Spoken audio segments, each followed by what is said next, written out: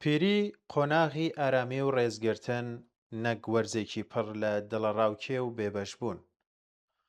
پازدەی ژوئان بەرامبەر لەگەڵ 25 جۆزردانی هەموو ساڵێک ڕۆژی جیهانی هۆشیارکردنەوە سەبارەت بە ئازاری بەساڵەچوان بیرهێنەرەوەی قەرزاربوونی کۆمەڵگای مرۆڤایەتیە بەو کەسانەی کە تەمەن، توانا، گەنجی و تەندروستی خۆیان لە پێناو بنیاتنانی جیهانی ئەمڕۆدا بەخشیوە، کەچی ئێستا لە سەروبەندی پیریدا لە جیاتی ئەوەی لەسەر کورسی ڕێز و ئارامیدا بنیشن زۆر جار پەراوێز خراون.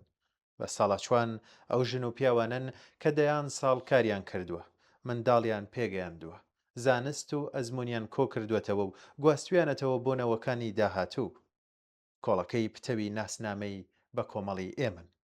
یەکێک لە بنەڕەتترین ئەرکەکانی دەوڵەت بریتیە لە دابینکردنی خۆشگوزەرانی و ئاسایشی هاوڵاتیان لە هەموو قۆناغەکانی ژیاندا، بەتایبەت لە کاتی لاوازی جەستەیی و پیریدا. هەرکی سەرشانی دەوڵەتەکانە کە بەداڕشتنی بناغی سیستەمێکی گشتگیری خۆشگوزەرانی قۆناغی پیری بگۆڕن بۆ قۆناغێکی پڕ لە ئارامی، کەرامەت و گەشەسەندن، نەک وەرزێکی پڕ لە سەر ئێشە. دڵەڕاوکێ و بێبەشبوونی مادی. داواکاریەکانی بەسەڵەچوان 4 ڕەهەندی سەرەکی لەخۆدەگرێت. چاودێری پزیشکی گشتگیر. بەسەڵەچوان بەهۆی سستبوونی سروشتی جەستەیانەوە پێویستیان بە خزمەتگوزاری تەندروستی بەردەوام، هەرزان و پسپۆڕ واتە پزیشکی تایبەت بە بەسەڵەچوان هەیە. چاودێریکردنی بەسەڵەچوان دەبێت وەک مافێکی گشتی بنەڕەتی سیر بکرێت، نەک وەک سەدەقە یاخود ئیمتیازێک. دابینکردنی بژێوی و ئاسایشی مادی. نابێت خاننشین بووان بە واتای کەوتنە ناو قوڵایی هەژاری بێت. موچەی گونجاو، شوێنی نیشتەجێبوونی پاڵپشتیکراو و یارمەتیە بنەڕەتیەکان کەمترین ئامرازن بۆ پاراستنی سربەخۆیی مادی و کەرامەتی بەساڵەچوان. ژێرخانە کۆمەڵایەتی و خۆشگوزەرانیەکان. دروستکردنی ماڵی ستاندارد و مۆدێرن بۆ بەساڵەچوان، سەنتەر و شوێنی کات بەسەربردننی ڕۆژانە، ئامڕازەکانی گواستنەوەی شاری گونجاو لەگەڵ جۆری کەم ئەندامی و پرۆگرامە کللتوریەکان لە زمرەی ئەرکە حاشا هەڵنەگرەکانی هەر دەوڵەتێکی بەرپرسیارن. بەشداری کۆمەڵایەتی. دابڕینی بەسەڵەچوان لە کایەی گشتیەکان تاوانێکی دوولایەنەیە. ئەم کارە هەم زیان بە دەرونی بەسەڵەچوان دەگەیەنێت و هەم کۆمەڵگا لە هەگبەی پڕ لە ئەزمون و حکمەتی ئەوان بێبەش دەکات. دەسەڵات دەبێت زەمینەی بەشداری چالاکانەی ئەوان لە بڕیارە خۆجێیی و کۆمەڵایەتیەکاندا بڕەخسێنێت. بەڵام هۆشیاری کۆمەڵایەتی سەبارەت بە کرامەتی بەسەڵەچوان پێویستی بە شۆڕشێکی کللتوری هاوتەریب لەگەڵ گۆڕانکاری سیاسی هەیە. بەشێکی بەرچاو لە پێگەهاتەی جیهانی دەسەڵات هێشتا لە ڕوانگەیەکی ئامرازی و قازانج پەرستانەوە سەیری مرۆڤ دەکات. ڕوانینێکی نیۆلیبرالیستی کە بەهای بوونی تاک تەنها بەڕادەی بەهرەداربوونی ئابووری و توانای کاری ئەوە دەبەستێتەوە.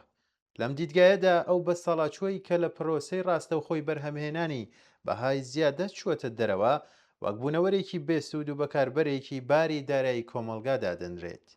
ئەم تێڕوانی نەچینایەتی و نامرۆڤانەیە زەمینە سازی سەرەکیە بۆ پەراوێز خستن بێڕێزی و تونند و تیژی پێکهاتەی دژ بە بەساڵەچوان. بە پێی ئامارەکانی ڕێکخراوی تەندروستی جیهانی لە هەر 6 کەسی بەسەڵەچوو لە سەرانسەری جیهان یەکێکیان جۆرێک لە ئازارەکانی جەستەیی دەرونی، دارایی یان کەم تەرخەمی چاودێری ئەزمون دەکات. لەگەڵەوەشدا ئاماری ڕاستەقینە گەلێک لە ژمارە فەرمیەکان زیاترە، چونکە زۆربەی قوربانیەکان بەهۆی شەرم، ترسی تۆڵەسەندنەوە، وابەستەی مادی بە ئازاردەرەکان یان بێتوانایی مەعریفیەوە بێدەنگی هەڵدەبژێرن. واقعی ژیانی بەسەڵەچوان لە ئێرانی ئەمڕۆدا لەژێر سێبەری دەسەڵاتی ئاینی و پێکهاتە ئابووریە گەندەڵەکەیدا زۆر بە ئازارتر و کارەساتبارترە لە پێوەرە جیهانیەکان. گرانی و هەڵاوسانی لە ڕادەبەدەر لەگەڵ دابەزینی بەردەوامی بەهای دراوی نیشتیمانی موچەی خاننشینی کردووە بە کاغەزێکی بێبایەخ. ئەو خاننشینانەی کە 30 ساڵ لە تەمەنی خۆیان بە هیوای سەردەمی حەسانەوە و ئارامی پیری کاریان کردووە، ئەمڕۆ لەگەڵ موچەیەک بەرەو ڕوودەبنەوە کە تەنانەت بەشی کرێی خان و بژێوی سەرەتایی دەڕۆژیش ناکات. خۆپیشاندانی بەردەوام و هەفتانەی خاننشینانی دابینکردنی کۆمەڵایەتی، مامۆستایان و کرێکارانی پیشەسازی لە شەقامەکانی ئێران هاواری بێدەسەڵاتی و مەزلومیەتی ئەم توێژە تاڵان کراوەیە. لە کاتێکدا پێداویستیە چارەسەریەکان لە کاتی پیریدا خێراتر دەبن، سیستەمی چارەسەری ئێران بەهۆی گەندەڵی سیستەماتیک تاڵانکردنی سندوقەکانی خانشینی لەلایەن کەسانی سەر بە ڕژیم و خراپی بەڕێوەبردن لە لێواری داڕماندایە. دەرمانە سەرەکیەکانی بە ساڵا چوان یان دەست ناکەون یان بە نرخێکی ئێژگار زۆر لە بازاڕی ئازادە دەفرۆشرێن و بیمە سەرەتاییەکانیش لە ڕاستیدا هیچ جۆرە چاودێریکی بە سوودی ددان نەشتەرگەری یان چاودێری پێشکەش ناکەن. کارەساتی سەرەکیەوەیە کە بە ساڵا چوان و خانشینانی ئێران لە پێکهاتێکی سەرکوتگەری ئەوتۆدا دەژین کە هیچ ڕێڕەوێکی یاسایی و دیموکراتیان نییە بۆ دروستکردنی ڕێکخراوە سەربەخۆ پیشەیەکان، سندیکاکان و کۆڕ و کۆبوونەوەی هێمنانە. هەر هاوارێکی مافخوازی ئەوان لە شەقامدا بە گولە و باتۆم گازی فرمێز ڕێژ و دەست بەسەرکردن وەڵام دەدرێتەوە. لە یاسافەقیەهی و دژە ژنەکانی کۆماری ئیسلامیدا ژنانی بە سەڵاچوو لە لاوەسترین پێگەی یاساییاندن.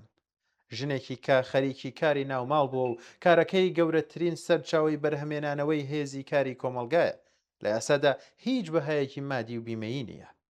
دوای مردنی هاوسەرەکەی بەهۆی موچەی کەم و یاسایی نایەکسانی میرات ڕاستەوخۆ دەکەوێتە ناو گێژاوی هەژاری مطلقەوە. کاتێک باز لە ئازاری بە ساڵەشوان دەکرێت زێهنەکان دەچنە سەر تونند و تیژی خێزانی، بەڵام وێران کەرترین شێوازی ئازاردانی بە ساڵاچوان بریتێ لە ئازارە پێکهاتەیەکانی سەرچاوەگرتوو لە شەڕ، نیزامی گەری، گەمارۆکان و هەژاری مطلق. ئەمڕۆ لە ئۆکراین، غەزە، لوبناان، سوودان و ئێران ملوێنان بە ساڵاچوو لەگەڵ ئەو کابوسن کە نابێت هیچ مرۆڤێک لە سەروبەندی ئەوابوونی خۆری تەمەنیدا لەگەڵیدا ڕوبەڕوو بێت. لە غەزەی وێرانکراودا ئەو باپیرە و داپیرانەی کە دەبوو پەناگەی سۆزدارینەوەکانیان بن لە ناو کێوی خۆڵەمێشدا بە دوای قومێک ئاوی خوێندا دەگەڕێن کە بوونی نییە. لە ئۆکراین بە ساڵاچوانی بێدیفاع ناچار بە ئاوەرەبوونی درێژخایەن یان مەرگ لە تەنیایی ماڵە بۆردومانکراوەکانیاندان. لە لوبناان و ئێرانیش هەژاری سەرچاوەگرتوو لە داڕمانی ئابووری پاشەکەوتی تەمەنێک ڕەنج و زەحمەتی خەنشینانی قووتداوە و ئەوانی لە بەردەم نەخۆشی و پیریدا بێدیفاع هێشتووەتەوە. لە کۆمەڵگەیەکی ئازاد، یەکسان و خۆشگوزەرانی سبێنێدا پیری نەک هەرمایی ترس نییە، بەڵکو وەرزێکی شایستە بەڕێز و شکۆداری ژیانی مرۆڤایەتیە. چارەسەر، تەندروستی، شوێنی نیشتەجێبوون و کات بەسەربردننی بە ساڵاچوان دەبێت ڕاستەوخۆ لە سامانی گشتی کۆمەلگا و باجە بەردەوام ڕوو لە بەرزبووەکانی سەرمایەداران دابین بکرێت، نەک وەک کاڵا لە بازاڕی ئازاددا بکردرێت و بفرۆشرێت.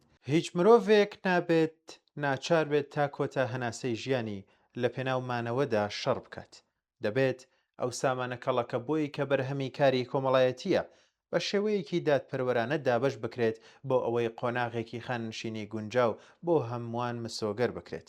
باری چاودێریکردنی بە ساڵاچوان نابێت تەنها لەسەر شانی خێزانەکان و بە شێوازێکی نایەکسان لەسەر شانی ژنانی ماڵەوە قورسایی بکات. لە کۆمەڵگەی یەکسانی داهاتوودا هیچ جیاوازیەک لە نێوان پیرە پیاوێکی کرێکاری بەلوچ، پیرە ژنێکی ماڵداری کورد یان خانشینێکی تارانی دابوونی نابێت. هەمووان لە مافێکی یەکسان بۆ بەهرەمەندبوون لە باشترین کوالێتی ژیان بەشدار دەبن.